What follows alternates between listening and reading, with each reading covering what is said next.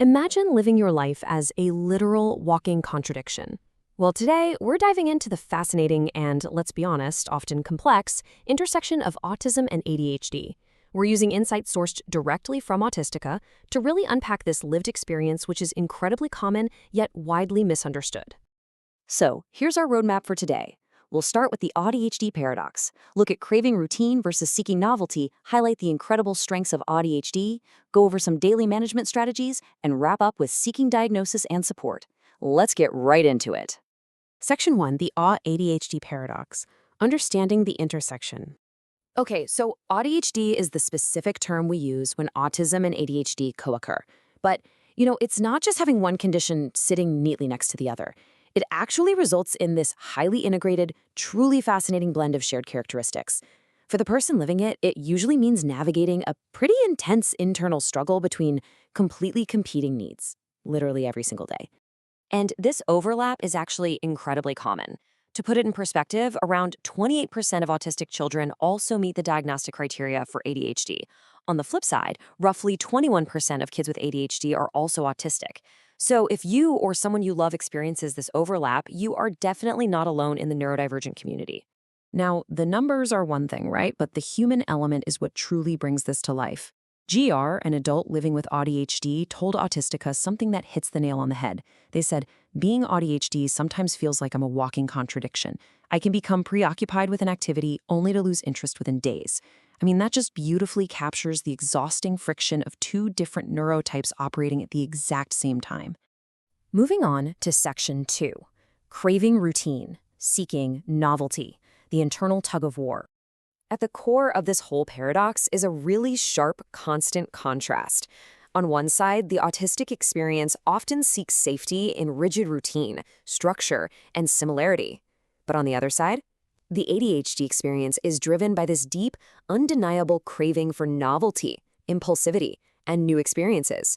It's literally like being caught in a tug-of-war between a profound need for predictability and this massive urge for the unknown. It makes even simple daily decision-making a really complex negotiation. And because of this overlap, an ADHD person often experiences a significantly heightened reality. We're talking profound sensory differences, sleep disturbances, and executive dysfunction, which basically means struggling to plan or just start tasks. There's also severe rejection sensitivity, where perceived criticism feels genuinely painful. But what really stands out is hyperfocus combined with interoception difficulties. That's your body's ability to sense its internal state. So a hyperfixation on a new interest could become so all-consuming that someone completely misses their own hunger cues. They literally just forget to eat. Which brings us to Section 3, the strengths of ADHD, the silver lining of neurodivergence. Because it is absolutely not all negative. Based on research questionnaires and lived experiences documented by Autistica, having ADHD brings immense, and I mean immense, personal strengths. When asked about their best qualities, some really powerful themes emerged. We are talking about boundless creativity and true outside-the-box thinking. There's this incredible high energy, passion, and drive. Plus, ADHD individuals often possess massive empathy and the ability to absolutely excel in specific areas of intense interest. If you have ADHD, your flexibility and open-mindedness are huge assets to the world.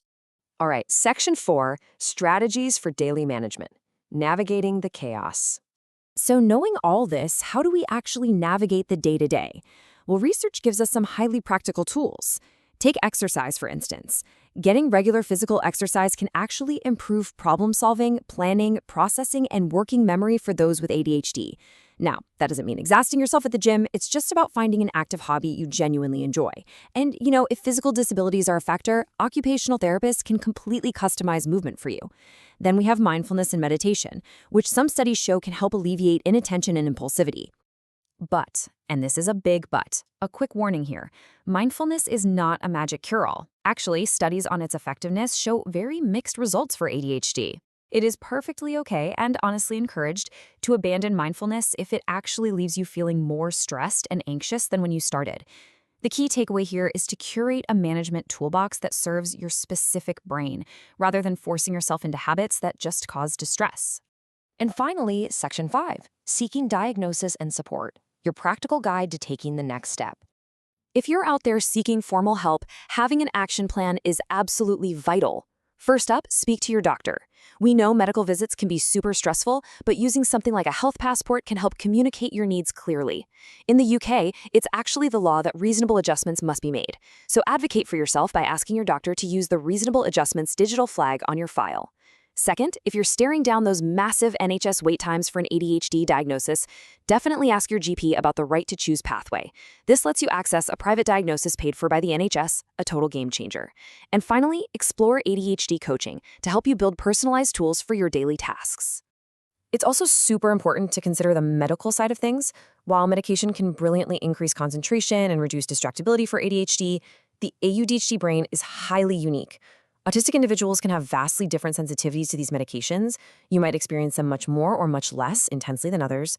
So getting professional, personalized medical guidance is absolutely non-negotiable here.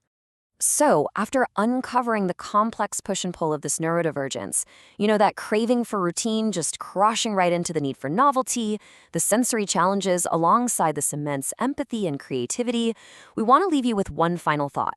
How will you embrace your unique ADHD strengths today? Because this contradiction, it isn't something to be fixed. It's a unique operating system to be mastered.